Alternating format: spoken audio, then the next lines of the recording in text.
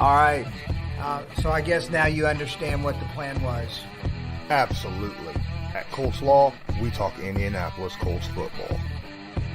We're going to stick to what we know, fundamentals and technique, 1% better every day.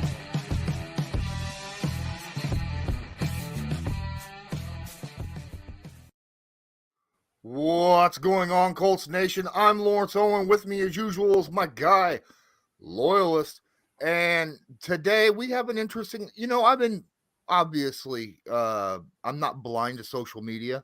I see a lot of social media, whether it be Twitter, Facebook, Instagram, Reddit, even YouTube, a lot of YouTube people. And there has been, shall we say, some people who question, and I'm going to say that as politely as I can, that they question Chris Ballard's philosophy on building a team. Okay. There's no question in his drafting ability. At least in general, I would say at least 90% of Colts fans completely have all the faith in the world with him when it comes to the draft. Because, I mean, let's face it, we did question him before, and he's made us look like idiots. It is what it is. True. I'm not kidding here. Ask the guy who said Darius Leonard was the worst pick in the draft. So right? how'd that time out for you? Exactly. And now when free agency hits, they sit there and you watch big name after big name after big name get signed to different teams, and the Colts are just as quiet as a mouse, right? And that's always been that way since he's been here, right? This is the 6th offseason now, and he has signed, I think, 2 players in free agency, not including trades, because we'll face it, when it comes to trades, he makes blockbuster trades. Mm-hmm. He does do that. It seems like he averages at least 1 a year. He did 2 of them this year, with the Yannick and the Matt Ryan, which honestly, Matt Ryan is an A+ trade in my opinion, but that's for a different time, something we've already talked about. But when it comes to signing big name free agents, he just doesn't seem to really either bring him in, open this pocketbook, whatever you want to say, Mm-hmm. Not to say he doesn't reach out, because there are reports everywhere that he is always out there talking to these players, but obviously something that he is saying is not bringing them in, whether or not he's not offering enough money, or if he's not, making the Colts a place where, players want to come, something of that nature. I could argue that wide receivers this past offseason was a no-go until we got a quarterback, and then by then, the majority of them are gone, right? Yeah. But there's other guys out there. Lots of guys. I will argue also, there's also 31 other teams in the NFL vying for these guys, okay? So it makes things a little bit more difficult. What are your thoughts, Loyalist, on Chris Ballard's building philosophy? Well, get ready for all the Homer comments in the comments section, because I'll tell you what, I'm still a fan of Ballard. And I got it, okay? This period, free agency, it's frustrating. But you know what? I also remember looking back and going, man, I'm glad Ballard didn't go and sign that big signing or whatever. So whenever things happened throughout the season, we were more flexible and we could absorb some of these, retirements or injuries or whatever, and still go and find pieces to fill the roster. You understand what I'm saying? So I do like that, but I'm like everybody else. You know what I mean? I'm over there, looking at free agency, going, ooh, shiny, ooh, yeah, I want 2 of them. I want one. So I understand. I do understand. But like I said, I like the patience that he's shown. Once you get through the free agency, you see the benefit of it in the roster and stuff.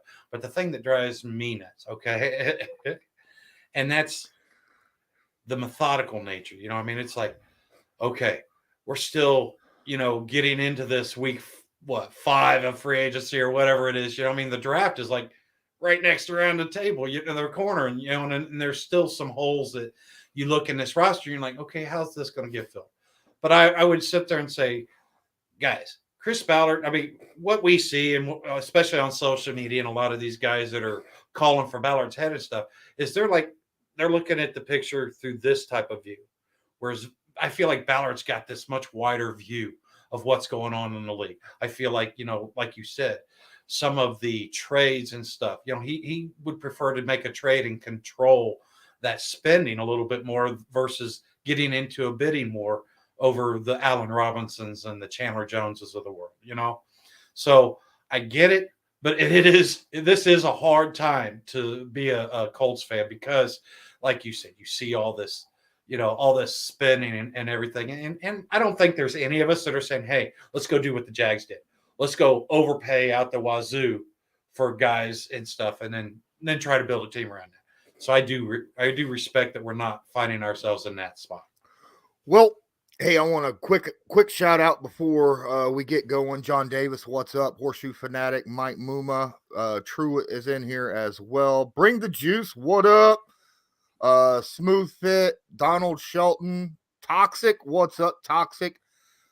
Everybody, you guys, appreciate each and every one of you. Please don't forget to smash that like button, hit subscribe if you're not subscribed, and tag that notification bell so that you are notified next time we go live or upload a video. I must apologize. I didn't do anything this week until now. Just me and my son had birthdays. We had a lot of different stuff going on throughout the week. Plus, we had other stuff that was going on. I just didn't have time really to sit down and do something until now. But here I am. Okay, here we are. And I want to say this. His team building, Chris Ballard, is viewed upon by other GMs and coaches and owners and analysts as a top 5 GM in the NFL. Top 5. Go look it up. It's ridiculous how much respect Chris Ballard has across the NFL. You go look at a lot of the top 5 lists of GMs, and you'll see his name number 2, number 3, straight across the boards, especially when it comes to the draft. Some people say that he's the best drafting GM in the NFL right now. But I will say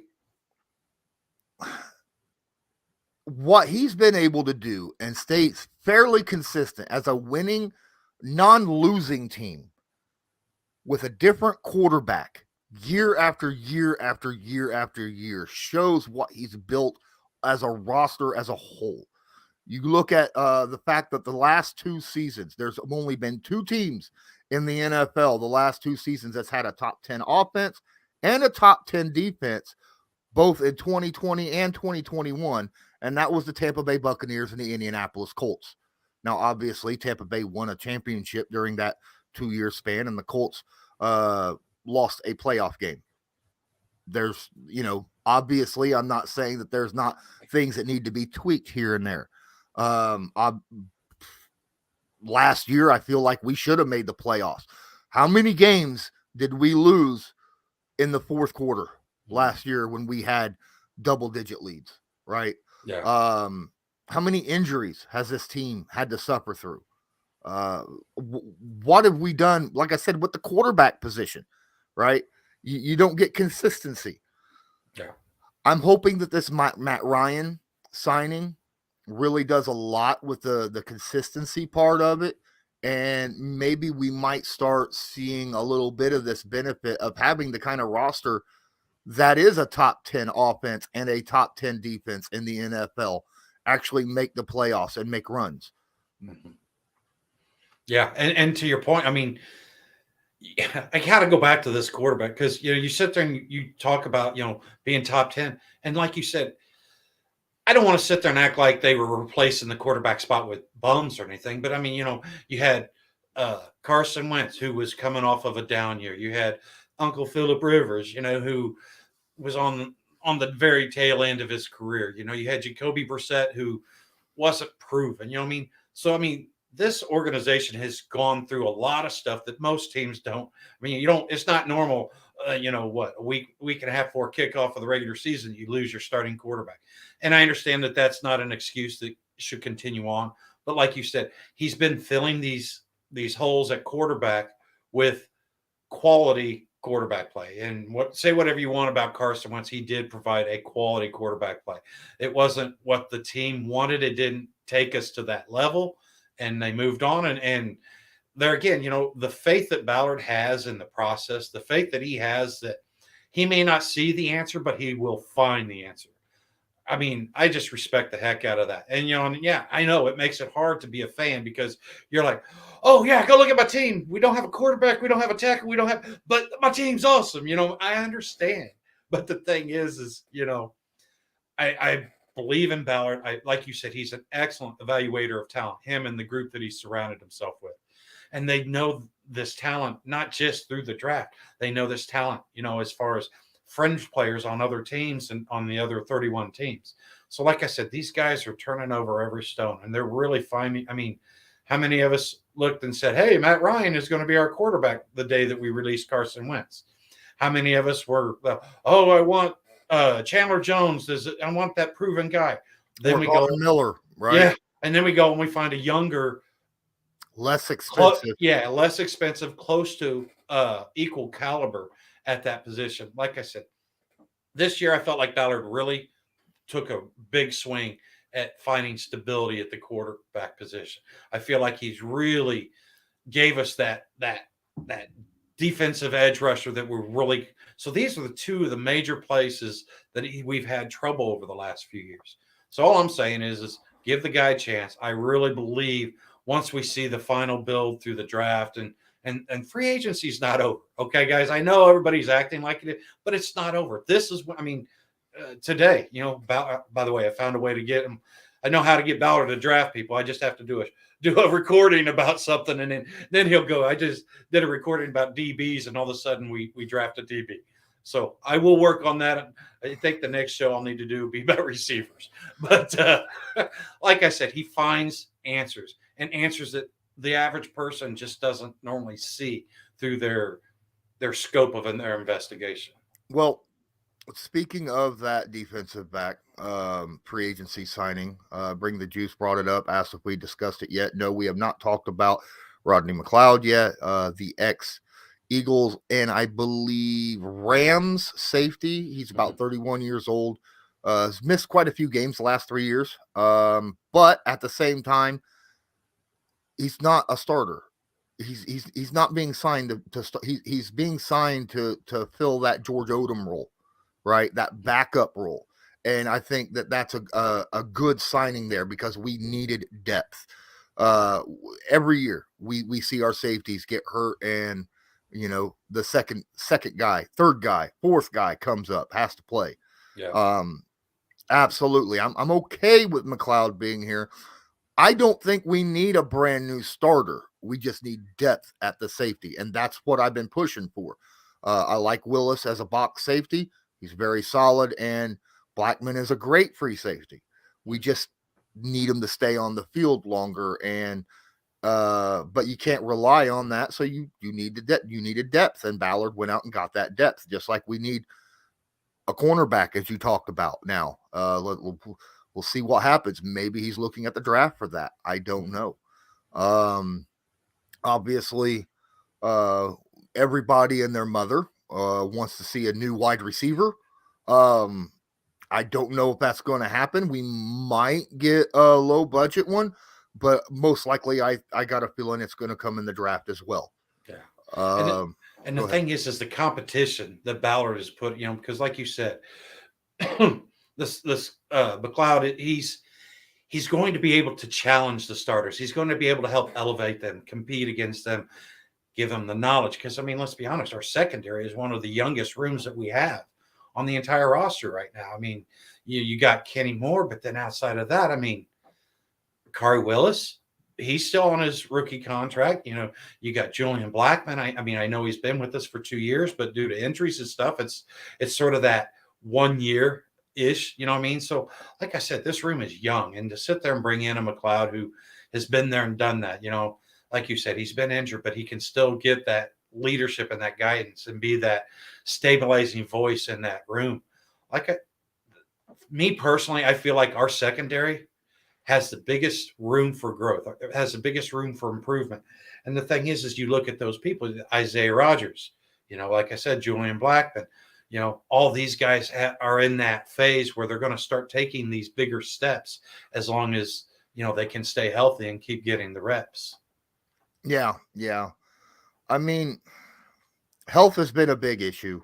Now, obviously, every team in the NFL goes through injuries, so it's not an excuse. You have to be built for those injuries. Expect them, build for them, make sure you have depth. That's something the Colts have had. We had depth on the O-line. What that depth is going to look like this year is going to be interesting. But, I mean, we've had it in the past. He knows how important a backup quarterback is, obviously, right? Because of that situation. Cornerbacks, safety depth, wide receiver depth, all that stuff has been stressed over the last few years under Ballard's regime. And it's a little bit scary because it is true that we still have close to 30 spots left on the 90-man roster that need to be filled. Okay.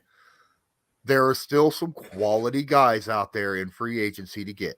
Lots of cornerbacks, and there's still some decent receivers. Now, some of them that are bigger names are older or injury prone or something of that nature.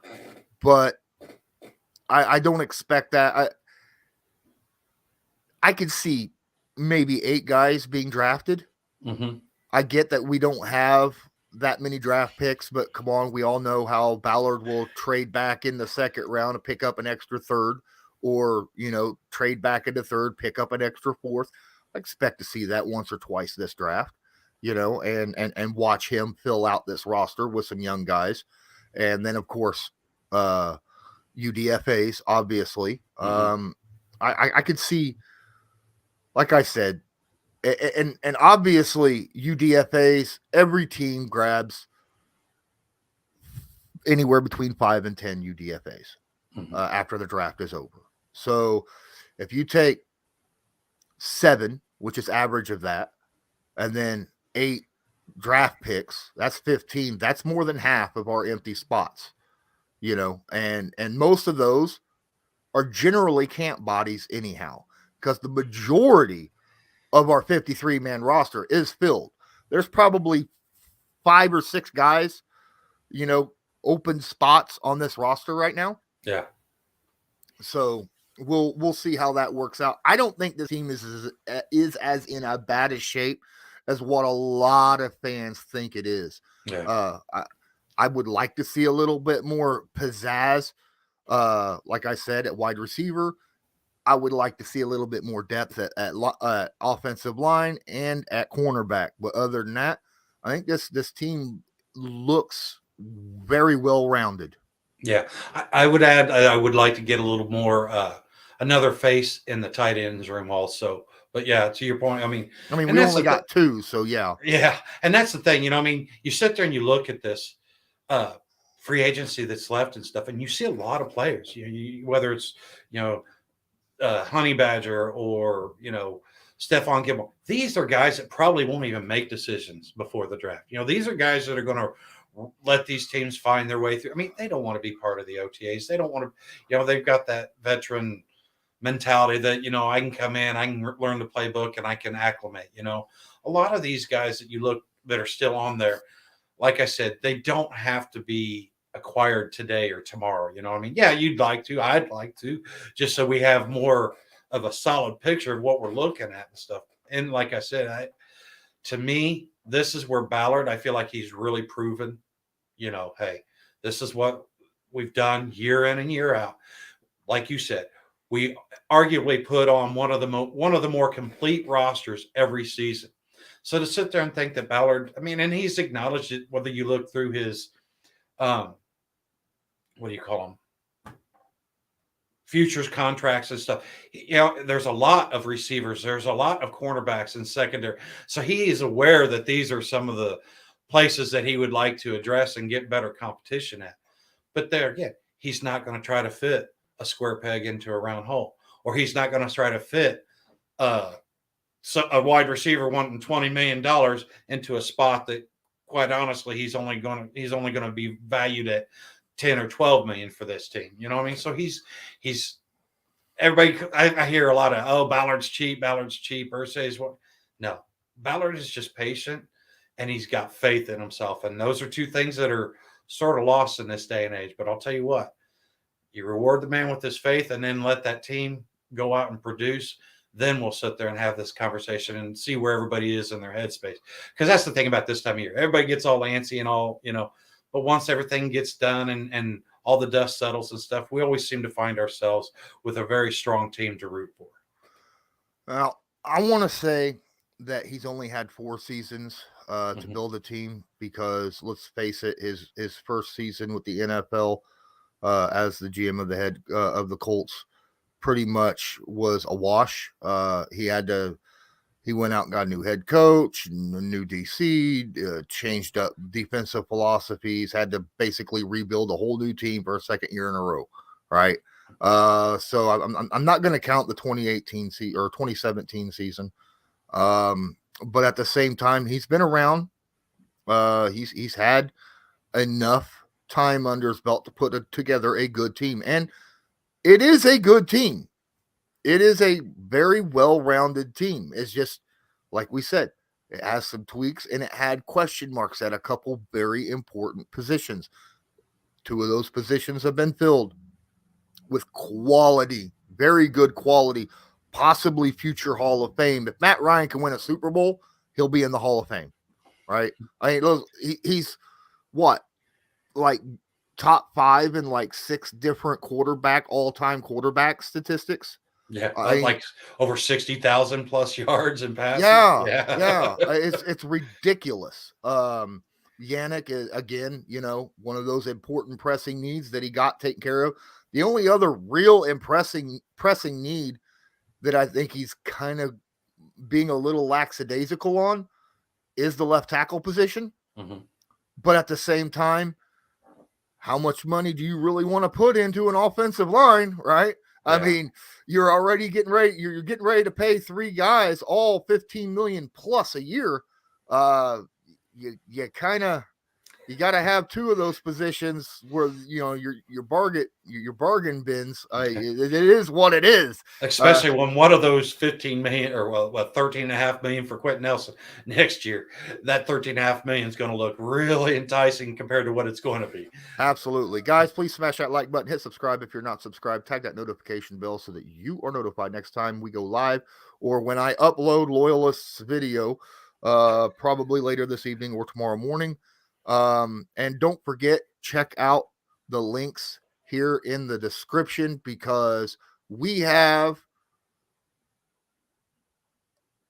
and there we go. All right. Hermit Crabbit dropped $5 in the donation jar right down here in the links. Says Ballard's first priority is to scheme ahead and move up to get our future starting quarterback in 2023 or 2024. You know what? Well, first off, thank you for the $5. We appreciate that very, very much.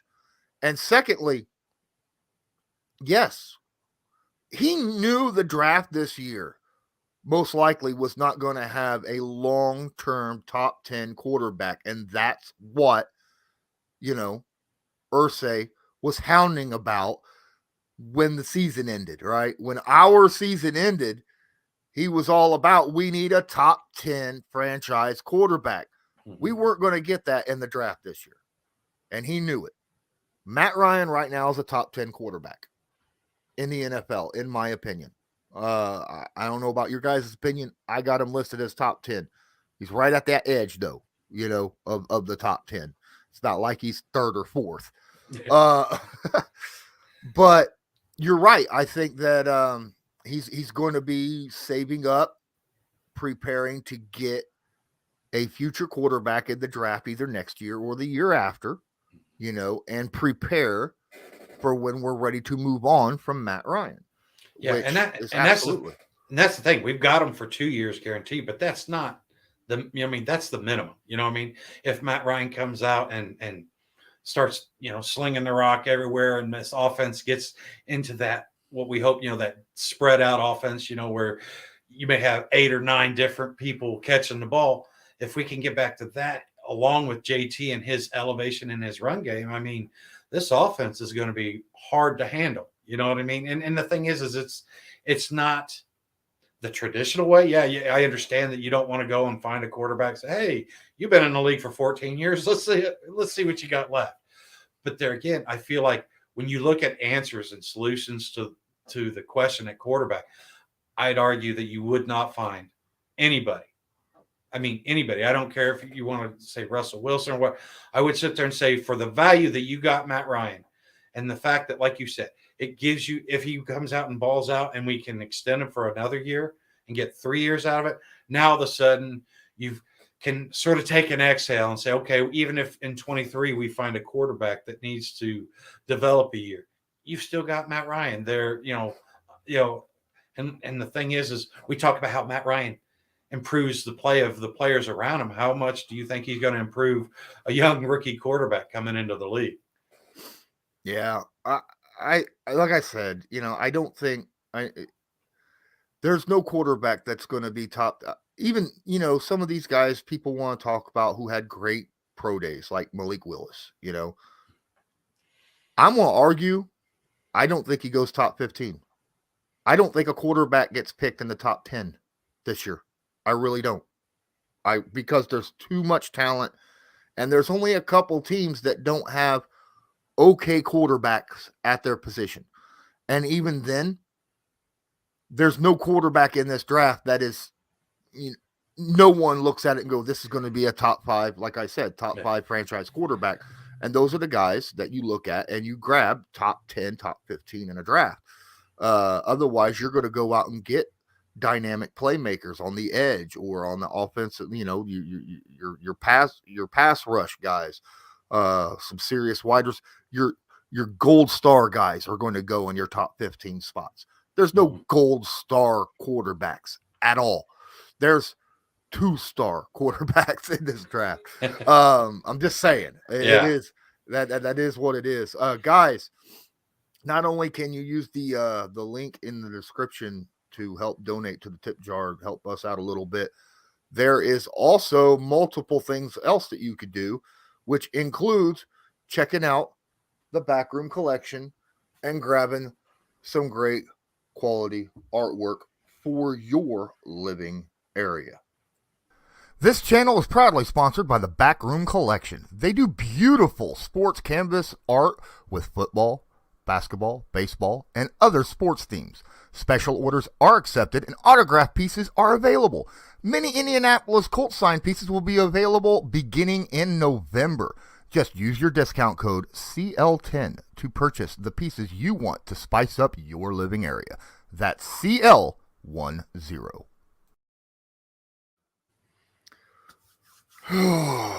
Shreyless in here says you forget every year teams reach. I agree. I get that someone could reach for a quarterback.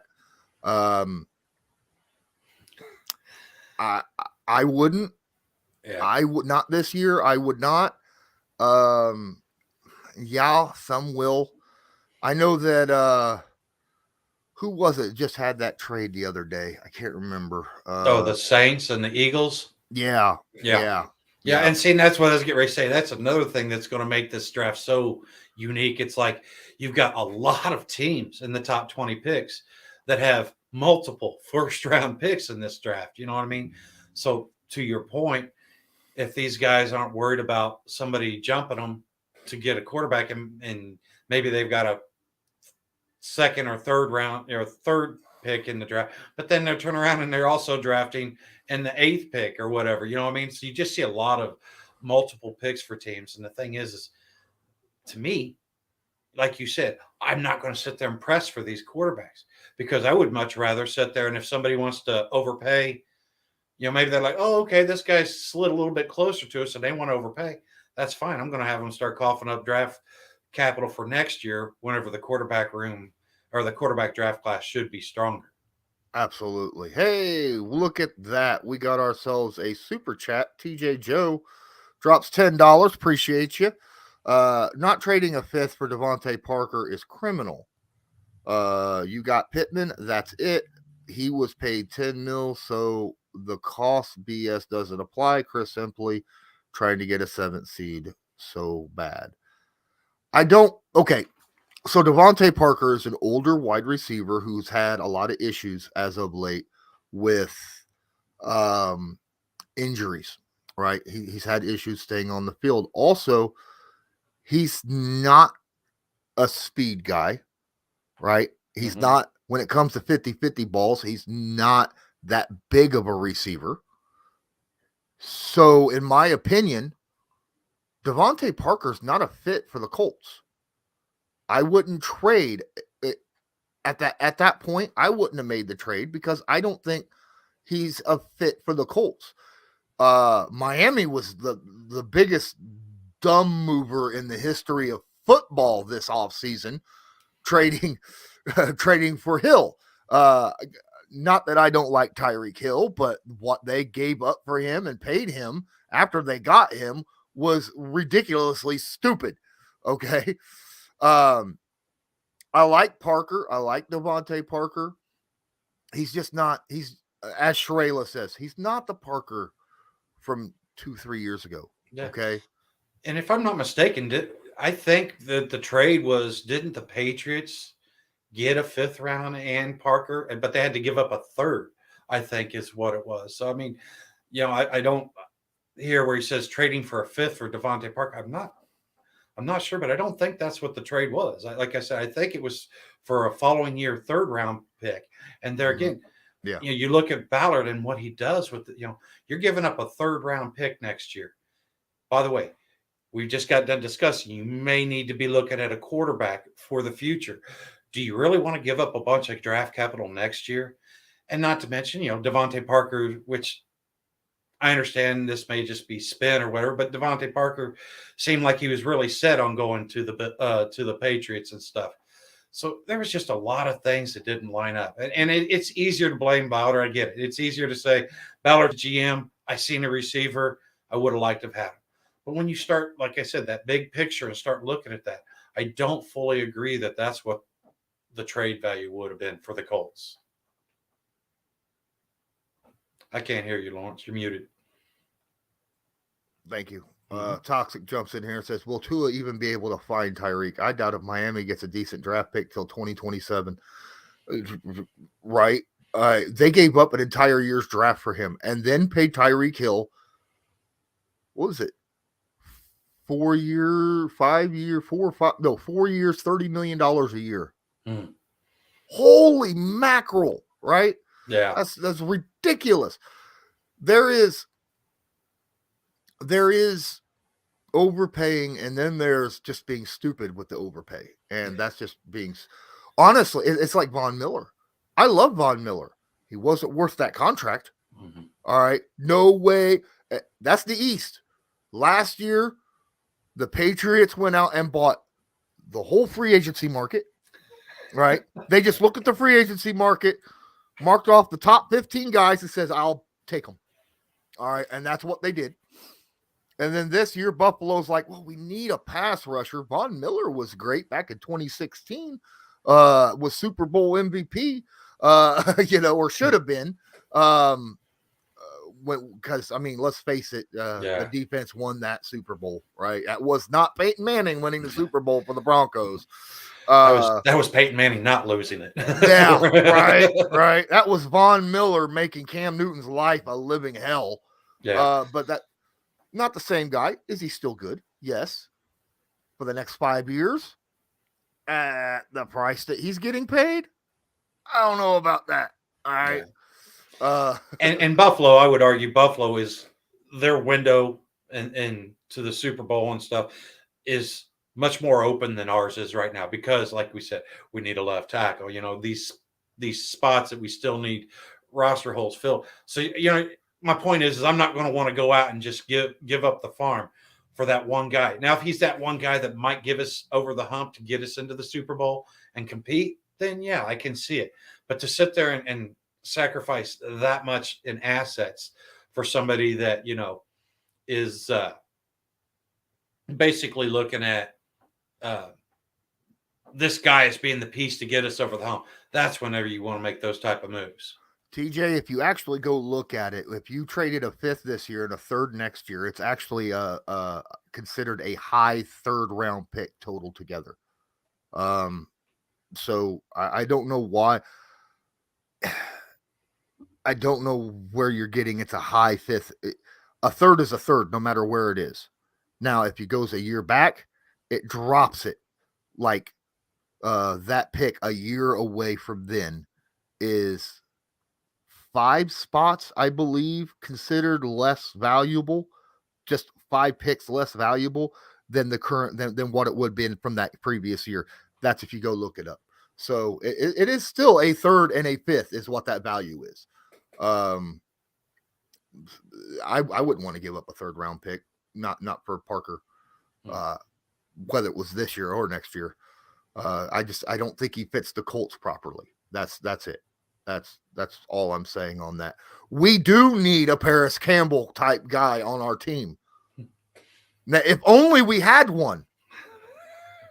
Well, we do. We just need him to be there all year. That's kind of what I'm talking about. Oh, man.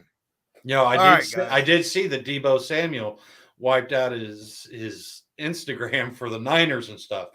That's got to be all over. Oh, yeah, it was all over social media. I even had a question about that. With did who was it that got re-signed? Parker, or just all these guys? No, there was someone that just Stephon Diggs. Oh yeah, just had a re-signing, and the day after he got his extension, Deebo Samuel took all the Niners off of his stuff. So, yeah, that's interesting. It's the new contract negotiating method nowadays, isn't it? Right.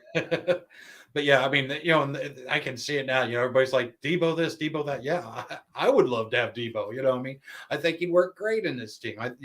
But there again, I don't see the Niners giving up on him just yet. Toxic. Oh, I need to get up here and get to you. There we are. The one guy we were really taking a flyer on is Reggie Wayne. Can he develop the Hoodats? Well, I'll tell you what. Reggie has a lot of knowledge, right? He's got Marvin Harrison's knowledge, and then plus his own knowledge, right? And I think he could, because a lot of players on this team are built like Reggie. Now, some of the guys are not, right? Some of the guys, he can still teach work ethic and stuff, though. And plus, it's respect. The players are going to respect and listen to Reggie Wayne just because of the person that he is. Absolutely. Walking in, his picture is everywhere.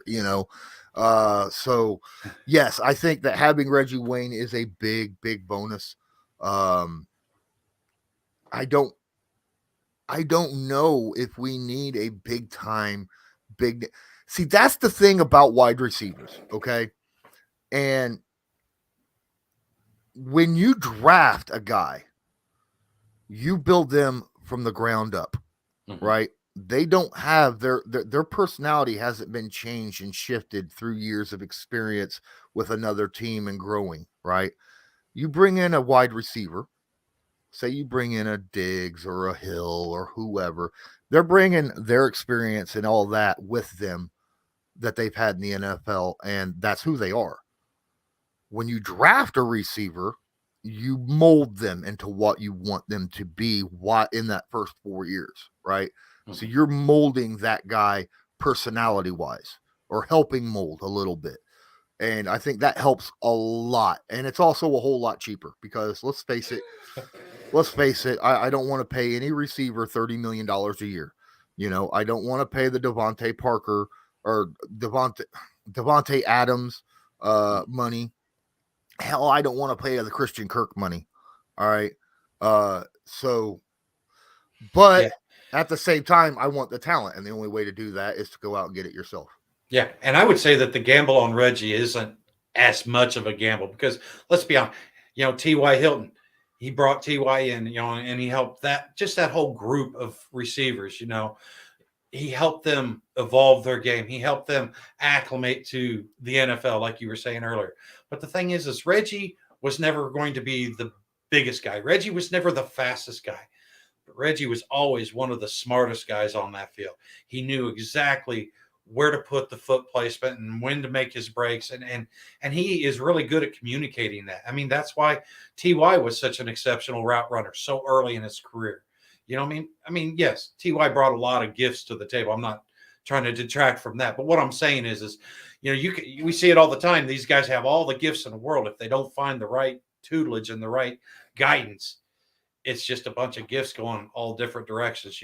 Like I said, I don't think worried about Reggie and what he can bring to the coaching staff. I think it's a lot of upside to it. This is a very interesting question here. Trade by Briston Kelly. Trade Kari Willis and a draft pick for James Bradberry. Now, realizing it's two different spots. James Bradberry is a corner. Kari Willis is a box safety.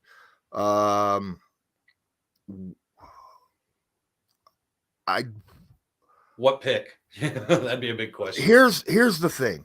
Okay. I want to keep Kari, but I'd be okay trading Kari because he's at that time in his career. Mm-hmm. That same with Rock Ya-Sin, right? That whole, if you're going to keep him, you're going to end up having to pay him, after the next year or so. So trading him wouldn't be a bad idea because he's not a guy. I love Kari Willis. He's a little bit injury prone or does get injured. And well, let's face it, he's a box safety. His coverage is not the greatest in the NFL. That's what we got Blackman for. But the problem is we just signed depth for safety. If you trade Kari Willis, now all of a sudden you need to go get another safety, right? Yeah. And that's a problem. So I don't know. I wouldn't mind trading Kari Willis if it was the right situation. It's not a bad spot. Again, like you said, what would be the pick be, right? And because it's not like Bradberry is 24, okay? So we'll see. And the thing is Kari's still developing.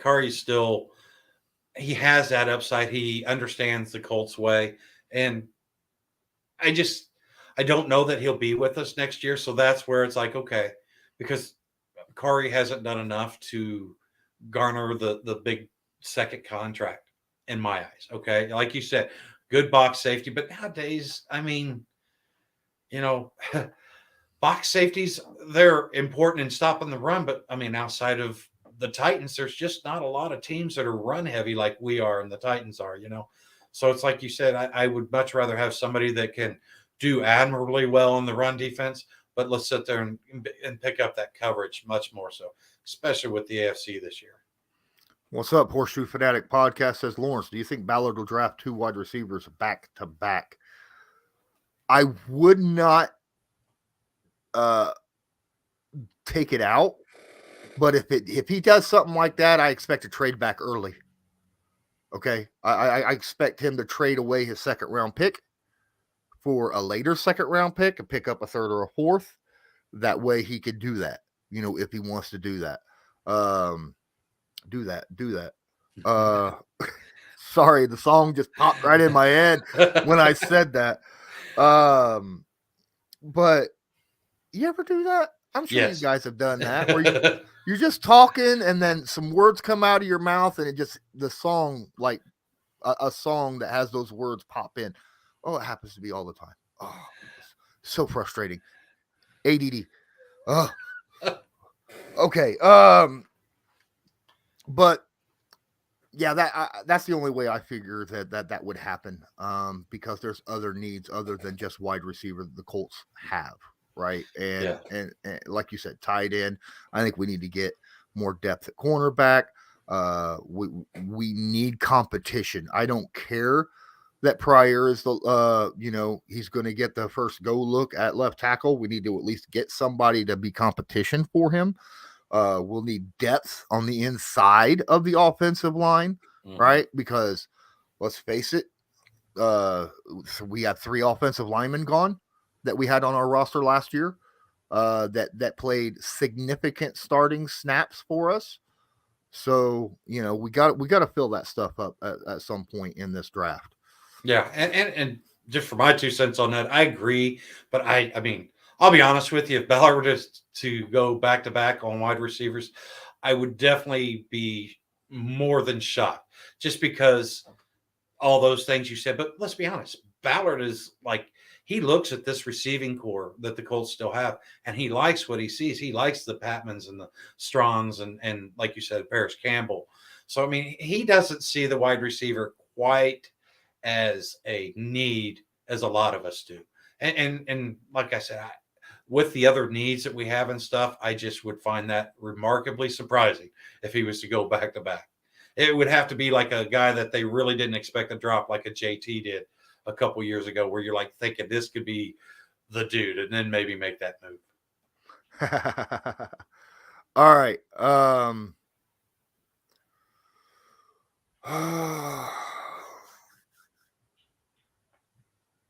What's this? Jason David. I like to have Woolen at corner, a 6'4" guy that runs a 4.2.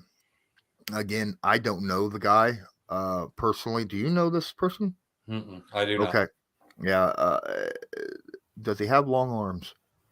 All right. Is he lengthy? Because that's a prime thing for Ballard to go pick him up, right? He's got to have an incredible reach. Doesn't matter how fast he is or how tall. He likes the tall guys with long arms. That's what he likes. Yeah. Speed is not the most important when it comes to corners for him. And it's worked out for him because every corner he has ever drafted is still in the NFL. Still. Even Nate Hairston is still out there, right? We talk about that first draft he has where none of them are on the team. I think all but one is still playing in the NFL. Okay. So that says something. He just drafted for a different type team. Guys, I have a toothache and it is freaking killing me. So I'm going to end up having to end this real quick. But first off, guys, don't forget to smash that like button, hit subscribe if you're not subscribed, tag that notification bell. Could you knock that off? I closed out my thank you. Appreciate that. And again, there's other stuff that you go check out. Check out Newsbreak. I'd appreciate it. If you want to help support, you can't afford to donate the way TJ Joe and Hermit Crabbit did today. It's a free app, and anyone who downloads it and gives us a follow puts money directly into our pockets. This video is sponsored by Newsbreak. Newsbreak is an app used over 1.5 billion times a month by people just like you to get local news via articles or videos by those who are focused on that specific area. People like myself. Just use the link in the description of this video to download it. Then search a city, state, or someone specific, like myself, Colts Law. Then make sure to follow them so you'll get all the news fresh as it comes out. Ladies and gentlemen, I have a toothache and it is, I am about to go cry. So I appreciate each and all of you for being here with me. Thanks, Loyalist, for spending an hour, 50 minutes. My pleasure, brother. And I'll get to look at that video and check it out. Maybe I can get it out tonight. Maybe I'll get it out tomorrow morning. I'm not 100% sure, but it'll be out soon enough. I'm planning on the Patreon stream tomorrow. All right. I plan on doing the Patreon only live stream tomorrow for those patrons that are here. We missed it yesterday due to other stuff, but hopefully we can get that done tomorrow. And until next time, I'm Lawrence Owen. That's Colts Loyalist. And as usual, have a good one.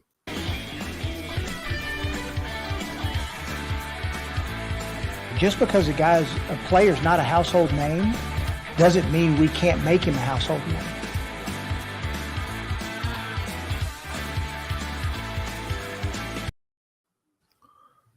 How many draft picks does it take a GM to turn a 4-12 team into a Super Bowl champion?